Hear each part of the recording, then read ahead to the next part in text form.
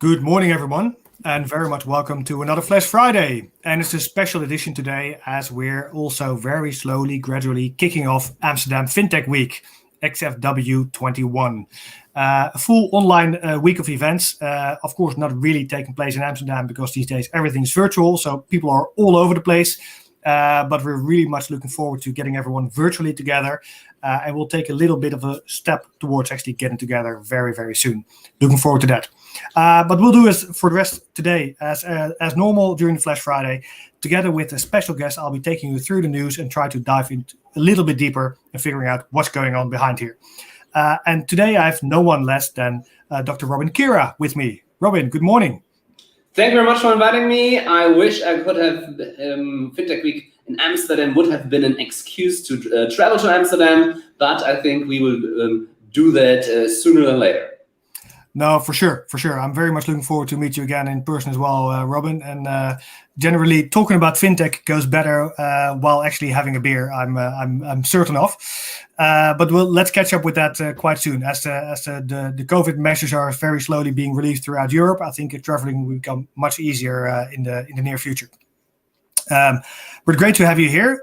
Just briefly, also a little bit about yourself. I know a lot of people know you from Digitalscouting, your InsurTech blogs, vlogs, everything you do about startup scouting and helping large corporations become innovative and do digital transformation. What else are you up to? Well, I'm a recovering insurance sales agent, but I've been clean for several years, don't worry. And on the other side, I worked at a large private bank in Germany, overseeing their digital products or being responsible for parts of their digital products. So I know insurance, and I still love it, and I know banking, I still respect it. So I was really happy to get your call. And how do we help companies? We help companies with digital transformation, like really radical turnaround projects, like where we are not the most popular consultants of the month internally, but also with modernization of marketing and especially modernization of sales forces, salespeople, banking or insurance. But I think that's actually quite interesting because I very often see that the marketing side gets kind of ignored or is maybe less familiar for a lot of people. Well, there's a lot to be gained by actually being an expert, I think, in the social field. Totally. I strongly believe that's our mantra, that physical sales forces, that the insurance sales agent, the retail banker, the private banker actually needs to become a micro-influencer in his or her community. And the funny effect of that is that then the clients come to you. Fun story, when I was an agent, we had these lists, we got printed out each month, and then we needed to call these people. And our call to them didn't have to do anything with their reality. I mean, they were coming home, the nurse was coming home from stressful night shift, and then the guy was calling to have an appointment with him, or had nothing to do with their reality. And when we started digital scouting, actually our clients came to us because they saw us constantly on social media, and then they approached us when they had a problem. And that's the ideal situation of any salesperson around the world, if it's insurance or marketing, consulting or banking, that the clients come to you in the moment of need. And that's the beauty of social media. So social media is not a nice to have thing you should do, and put some pictures on it as a bank. It's a hardcore sales instrument, and all sales organizations that adapt it grow exponentially. And I think numbers don't lie. No, I fully agree. And I think that the interesting part is also what you mentioned, is that you actually can reverse the flow, right? So you can actually activate demand to come to you rather than to keep on pushing what you have to offer to random people, basically. And what's really funny is that especially there's one segment in the industry that really understood it. The major part of our clients are B2B sales organizations, because they say, when I sell a large large software component or whatever it is, 1-2 more clients a year make a big difference in our P&L. So they come first. But I think also in retail, we do large projects with bank assurance currently, for example. You see the numbers are very good. But again, this sounds fun and you just do that a little bit. But the implementation of that to change people's behavior, it's blood, sweat and tears. Yeah. But at the end, it's the light of the tunnel. It's not a train, but it's like the nirvana of having a digital business. That's a nice way to put it, Robin. It's cool. I think it's really nice to dive in, and I think you're a good example of actually on how successful that can be, because I think your reach is enormous throughout Germany where you're based, but I think across Europe and beyond, you're well known into this space. And you do a lot of insurance work because that's basically your background, but you're growing into finance as well, right?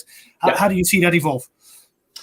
Well, I strongly believe we as an industry, this is for finance and insurance. We look into the society out of our window and of our headquarters. We're looking outside. We look at us. We look at our processes, at our products. We are asking how can we push it into society? But I know it's a buzzword and a lot of people will break off right now. But it is also, we should actually look at the eyes of the client. And I know it's a buzzword, but let me please explain what I mean with that. It's the client don't care what's insurance, what's finance. They want their money stuff being covered. They want secured against risk. So the internal friction we have, banks against insurers. Banks don't want to sell insurance products and insurance agents don't want to sell financial products. Yep. That's our problem, but it's not the problem of the client. So if you are an organization out there that's able to deliver an end-to-end solution for the end consumer, for different target groups, to solve their problems, then you have a whole new open door and you don't need to worry about your future. And actually, but so do you think actually, because you see that we've siloed up the financial industry quite strongly, right? So you see that, people in payments don't know anything about mortgages and people in mortgages don't know anything about pensions, for example. So it's all completely separated. And indeed, that's why we think, let's say, every vertical thinks is really important. Of course, to a certain extent it is, but it's really hard to actually overcome these barriers and these verticals to actually create a uniform experience for customers while you're in this silo. So my question is always, is it expected that, should we in the end do business with, the Googles or Facebooks alike, who are actually don't care about any silo. They just, focus on what the customer behavior and figure out what they need to pull it together? Or do you think that actually the financial industry could reinvent itself to actually overcome these silos and think indeed about customer experience first? I think it's not the question silos yes or silos no. I think it's the question, how do we leverage these silos and how can we take the advantages, in-depth knowledge? To be quite honest, I don't want to be consulted on complex tax, real estate deal questions or different entities by somebody who has generic knowledge about finance. We need super specialists there. But I think when we are customer facing, we need a layer of generalists who then pull actually the experts there. So I'm not against silos, but I'm against silos fighting against each other, not helping each other. I always make the comparison to the supermarket, right? So generally, we don't want to basically go to Coca-Cola to buy a bottle of Coca-Cola. We don't want to go to Heineken to get a crate of beer. We actually go to a place where we just get it all. But those factories can't deliver that. So, and I'm thinking that if we take an analogy towards the financial industry, is it very likely that the product factory, the bank balance sheet or the insurance balance sheet, is able to deliver that uniform experience? I have bad news. I personally think different target groups, most clients, don't care what color their bank or insurance product has. It's a commodity. Sorry to break it to you. It's hard. We sell commodities. Therefore, it's super important to be part of platforms or to own platforms yourself and to fight as much as possible to conquer the hearts and minds of your clients in order that they prefer your color. It's a matter of survival. It's not about, let's have some small marketing stuff. And it's a matter of survival that clients know you, that you do not lose the connections to the clients. And you cannot do that with broken processes and awful fee structures. I think people don't care which color their insurance or bank has, and we need to make them care with a lot of value-added service. We need to become significant. And I think bank accounting, financial products is a little bit significant. Insurance is significant in a different way, but it's nothing. Nobody comes. Oh, Don, did you ever come home and say, honey, let's have a look at our insurance folder? No. For sure. No, of course. No, indeed, it's an enabler, right? It's not the product itself that people want. It's an enabler to actually get people what they really want. Yeah. And so I fully agree there. And I think that's quite interesting, but it's also hard when you're so deep into the industry to actually look at it like that, right? So you need to have quite a distance to your own job, basically, to be able to see that, perhaps. Or hire good consultants. Yeah, exactly. Just kidding. No, I think that's really it's a really interesting play field, and also tying that back to what we said earlier. I think it's interesting to see how that's evolving as well. So, what basically, shouldn't we actually also approach financial services, or at least the people that are active in it, much more as community managers that happen to have a set of products under their arms, rather than basically just looking after these products? Because I believe that especially in the financial industry, and a lot of traditional financial players actually had this approach, right? Think about private banks are in a very simple example that really feels like a community. But I think a lot of bankers, but even insurance companies, have managed to actually make you feel part of a community. And that's what makes them stand out, not in the end the financial product. I 100% agree. I think product sales is dead. I mean, I have been really like on the lowest rank of sales forces ever. Being an insurance sales agent, there was between me and the CEO there were 27 hierarchies between me, and the only hierarchy below me was the street. And it was really funny to see that they wanted to push certain products, and I always was wondering and asking C-suits, how do you know that Dawn needs an accident insurance? Because it's accident insurance month, or it's a shift fall month. How do you know that Dawn needs that? And they don't. I mean, if they would have said, "Oh, big data, AI, whatever, data analytics," maybe, but they don't. So I think product sales is dead. I think also how we incentive and actually measure sales is a big problem, because we only measure the outcome. It's important because it pays the bills, don't get me wrong, but I think we should also measure the activities that lead to these results, the number of calls, the number of mails, the number of posts, the number of meetings, and then actually apply data science to that and to make a ninja sales force. But let's say product sales is dead. What to do instead? I think clients, but you can look at all kinds of studies or your personal experience. People do not want products. People even, community is nice. People want problems to be solved. And if you as an institution are able to solve problems, the clients will come back to you. And you know what the good story is? Certain segments of clients will even pay premium for that. Then you have maybe 0.1% a bigger interest rate, but they don't care because they know you solve the problem, or you have a hassle-free process in actually getting the mortgage, the loan, or the financial product. And what the funny thing is, when we look at banks here, we have mutual banks, we have public traded banks, and we have some country banks, banks that are, super regional, have a big number in retail banks. But the problem is they do a great job in some cases. They have experts, they have the generalist who calls them the expert, who really know about taxes, that really know about products, that know about legal issues, but they do not talk about it. It's insane, and I think that's something. You have these hidden champions in banking and insurance, and if you combine this hidden champion DNA with digital tools and tactics, they can really grow over the market average. If they communicate about how do they actually solve these problems of their target groups. Yeah, no, I think that's an interesting one. And also one thing I just want to pick up on is the frictionless experience that you mentioned, because I think that's also maybe also like the social media presence very often seen as a nice to have kind of, smooth app and, little transactions. But I think one thing that a lot of people forget is that it can actually reduce financial stress for people if they know how to get to the product easily. Totally. Or I think, isn't it an irony that we have an industry in Europe, the financial industry, that has billions and billions of euros in the IT departments, but we have not one single digital service that enables the masses to manage their money, to keep track of their monthly income and outcome? Isn't that an irony? Isn't it actually almost, I don't want to say criminal, but isn't that actually something we should deliver to our clients? That's the one side.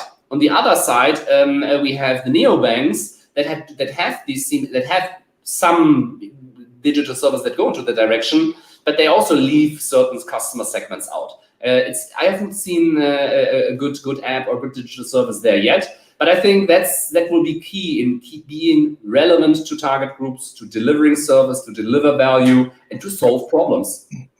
No, for sure, but I think it's quite a challenge there, because I think one of the things, of course, we have to account for is that regulations are very prescriptive on also how to run a financial institutions, and basically they do set certain limits and sometimes take some time to adapt when they figure out indeed they have counterproductive effect, right? So we also see now, for example, that in some cases it's really hard due to AML regulations to get a bank account in a certain way for a specific company or person with a bit of a non-standard background, for example.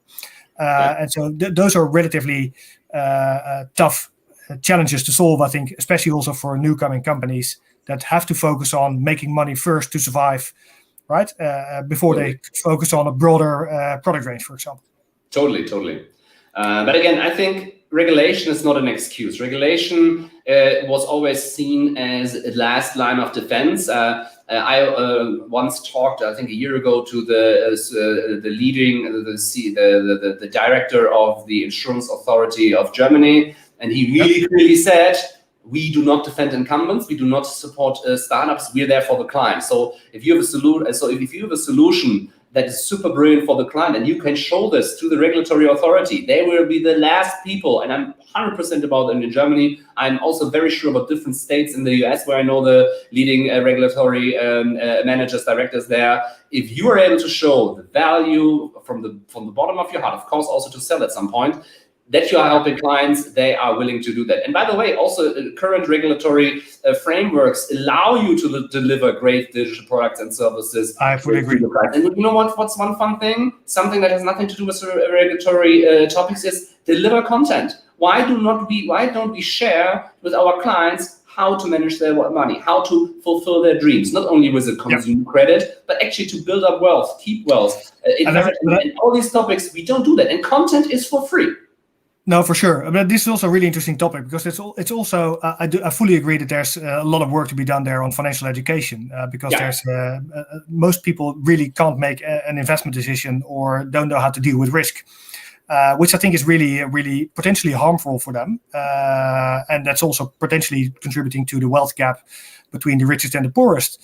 So let's say, okay, the financial industry should definitely step up there, and I see quite some interesting initiatives from parties that are really focused on this financial education, either through nudging people in their continuous experience.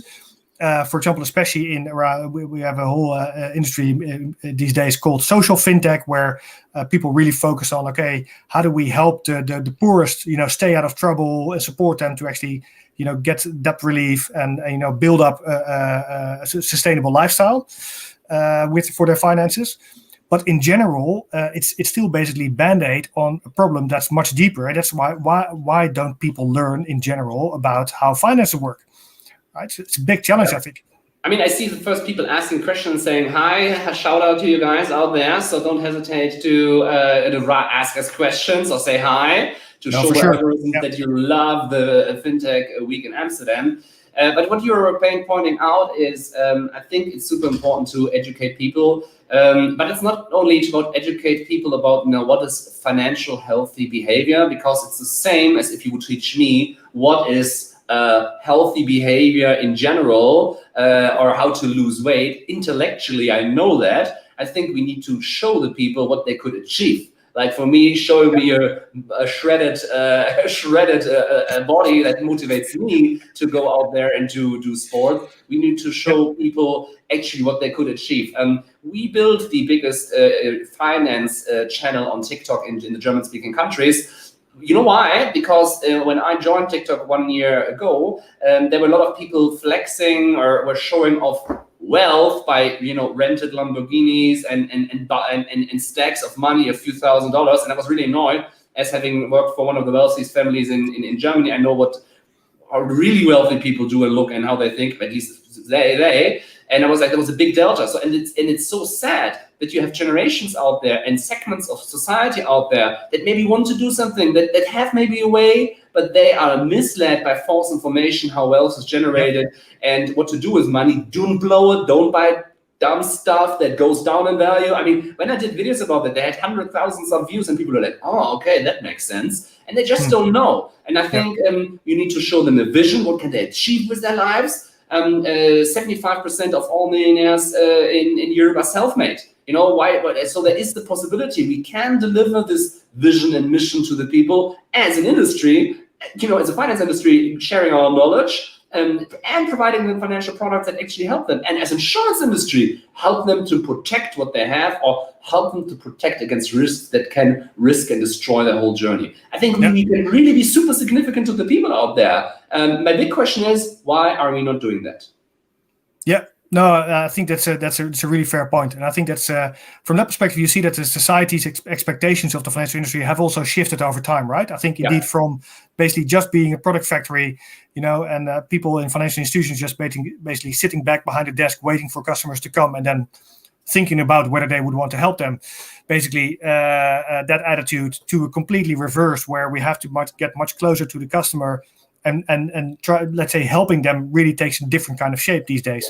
And it makes more fun, of course. I know how stressful it is to sell the last 3 pieces of accident insurance or the financial product we had, or to help clients, and then they come to you with a problem. And by the way, you can sell way more to people when you help them, because then they open up, they open the whole situation. When you make them and you help them to achieve their goals, everybody wins. It's also a mindset question. Have we a mindset of abundance or scarcity? If you have a mindset of scarcity, the client gets a little bit more, I get a little bit less, that's wrong. If everybody can win, and that's the irony of a democratic capitalist society, everybody can win if we all do a little bit more. And I think that's, in society, we have not had this discussion for a long time, but I think as an industry, insurance and finance, we can really, go ahead and for certain customer segments in general, have that. But even if you go to ESG, what isn't more sustainable than, lifting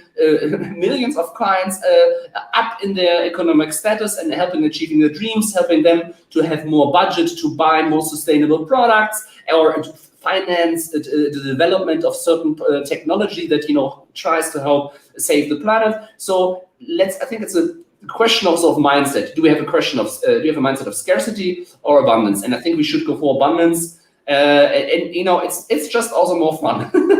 No, I fully agree. I think it's really interesting. We're going to talk about this next week, Friday, by the way, during the Amsterdam FinTech Week. Really important topic, I think, that we look at how society is looking at the financial industry and what kind of expectations are how they are changing there. Because indeed, the financial industry is a really strong instrument to actually look at ESG, to actually look at products becoming more sustainable, clearer communication, also to help consumers make the right choices, but also to actually support customers or businesses to actually sustain their value chain, and look at the whole social component and making sure that people indeed earn a decent living, have decent working environment, and we distribute things fairly and equally. And what I like about this is, as a financial industry, we can make the point, you can achieve all this with taking from others, without taking from others. You can achieve this without, taking from the rich and giving it and helping a little bit. You can, try to build up everything without this negativity. And I think we have enough negativity around the world. Let's be a little bit more positive. And again, we as an insurance and finance industry, we have still the capabilities, we have the knowledge, we know so much. We've been successful for several hundred of years. Okay, we messed up once or twice. That's okay, I know that. But overall, we can deliver a lot of value to society. And by the way, when we start doing that, then the Googles and Amazons of the world don't have a chance. Yeah, no, I think that's a really interesting perspective there, Robin. I think that there's a big perspective there on things to help, and I think we need to think about, let's say, it's also about the language that we use and the way that we speak to each other about this, because that's also what I see is that very often the industry is very much consumed with itself. So we talk about all the technicalities, and we talk about open insurance and open banking, but why should the customer care? Yeah. Right? Open banking and open insurance is completely not interesting from a customer perspective.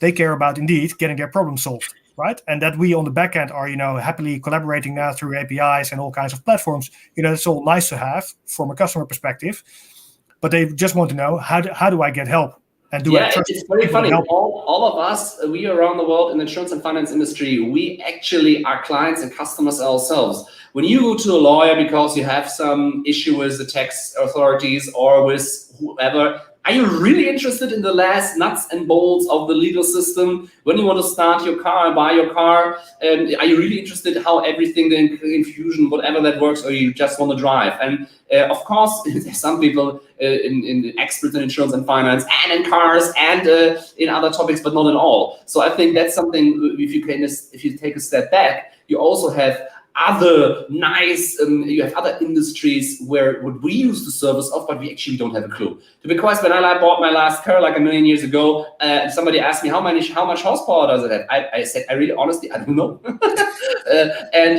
that was shocking for that person. But I think in other areas, we as insurance and finance professionals, we actually don't care how it's working. And let's put in the shoes of a I don't know, 45-year-old nurse that comes home. What is their problem? What is her problem? What can she solve? Or about the Henrys, the high earnings, not rich yet segment, or whatever it is. So what are their problems and how can we solve it easily? No, I fully agree. And I think that, let's say, getting closer to the customer is something that I think is really important part there. And always just to make sure, that doesn't mean that they have to come into your office for them to talk to you, right? So because that's generally not what customers are looking for. No. But it does mean listening really and figuring out what they really want and being there when they want something. But I think, I'm not sure if the physical point of sale is dead. I'm a little bit torn. I see there are problems that can be solved online. If you need a car insurance, if you need a bank account, that I think that should be easily or easy products. But if there are complex situations of inheritance, but also for middle and low income, they have certain topics and issues to have like really discussions how to achieve certain goals. I think the personal touch and the reliable person is still there. And I agree that there's always room for a personal approach there, and people are willing to come into the office if you have value to add. Yeah, right? Yeah. That's not to open an account, for example. Not to open an account and not to listen to your sales pitch of your accident insurance you need to sell. No, they hate that, and that's why they don't like us so much. But I think we're going in the right direction there because I think we're having this conversation, which is already something that's good, I think, and hopefully we're able to help people out to think about how we do this. And also there, looking a little bit ahead towards Amsterdam FinTech Week. Next week, we'll also be talking about this. On Monday, we actually talk about how FinTech is changing the financial life of consumers, which I think is a highly important topic because we talk way too little about this, right? Because consumers have a hard time, figuring out how to deal with all these new offerings and understand actually how the risks are changing for them, for example. The same that we do for SMEs on Tuesday, when we talk about how FinTech could actually, power entrepreneurs to be, global multinationals from day one. But okay, with great superpowers come great responsibilities. So how do we deal with that? On Wednesday, we talk through about everything that's going on across Europe. So we take a complete tour across the European FinTech landscape with 10 countries represented on our program. And on Thursday, we actually talk a bit more traditional FinTech. We talk about everything behind the scenes. So deep into capital markets, APIs, platforms, figuring out, how does this all work? And indeed, as said, on Friday, we talk about what is society actually expecting from us and talking about financial crime, ESG, diversity, these kind of topics. So, it's great, Robin, to be able to explore with you already all these things, because I think we're very much aligned there on where things might be heading for the financial industry and really take this outside-in approach. Really much looking forward. What are you up to the coming period? Anything nice that you're going to do? To be quite honest, I'm so much looking forward to see you and all the FinTech and InsurTech bunch and to, hug you all because, I got my shots, my last shots this week. So I'm really ready for not going back to the old world. I think that's gone, but to really also to have personal encounters, to really have in-depth talk on stage, off stages. That's one thing. What I see is slowly a movement in the industry about, thinking how can we deliver services to the clients? How can we do that on a content way? How can we do modern videos? How can we have modern formats like this conference here or this Friday chat? And I think I see movement. And for example, for Digitalscouting, COVID had been the best case, not like short term, but long term, because what we say actually is we can deliver value to clients all over the world. We can work for insurers and banks in Japan, in Germany, in Holland, doesn't matter. And I think that's something wonderful because higher quality then actually prevails. And I think that's also a great thing for FinTech Holland, Holland FinTech, sorry, because people from all around the world can have a sneak preview into your ecosystem, and I think that's so super valuable. No, and I fully agree. I think indeed we should definitely benefit from the new way of thinking that we could actually make global connections instantly, and let's say we can really start basically doing a lot of work online and get much further connected, acquire much more knowledge about everything that's going on. But indeed, I think we've also come to realize that the physical encounters, having a beer, and actually having some downtime is actually quite beneficial as well. Because I think that's the sort of what you realize once you're behind the screen all the time. At some point, you begin to realize, wait a minute, there's something eating on me, but I'm not sure what it is and don't know how to stop it. But something needs to change, and I think that's definitely the getting back into the social environment again and meeting people. So very much looking forward to do that with you as well, Robin. So I hope you also will enjoy a bit of Amsterdam FinTech Week next week. Totally. And I think we'll actually hear from you on Monday, if I'm not mistaken. Yes. So people that have not had enough of Robin just yet, and I certainly haven't. So you should definitely check in at 10:15 coming Monday at Amsterdam FinTech Week to hear even more about how Robin thinks that the industry is going to go upside down. Looking forward to that one, Robin. Thank you very much for now. I hope you really enjoyed it. It was a lovely talk. And for everyone, looking forward to see you again later today at 4 when we soft launch the Amsterdam FinTech Week, or of course over the coming week where we have plenty of encounters to meet each other. Talk to you soon. Have a great day. Thanks, Robin.